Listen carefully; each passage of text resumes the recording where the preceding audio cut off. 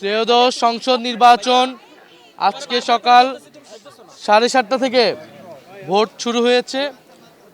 আমি এই কেন্দ্রে রহমতুল্লাহ কলেজ এই কেন্দ্রে আমি আমার ভোট প্রদান করলাম। আমার জীবনের প্রথম ভোট আমি প্রদান করলাম। নীরব পরিবেশেই নির্বিঘ্নেই আমি ভোট প্রদান করলাম। আমি জনগণের প্রতি আহ্বান জানাচ্ছি, সকলের প্রতি আহ্বান জানাচ্ছি, আপনারা নির্বিঘ্নে নির্ভয়ে উৎসবমুখর পরিবেশে আপনারা ভোট কেন্দ্রে আসুন। আপনারা দলে দলে সবাই ভোট কেন্দ্রে আসুন।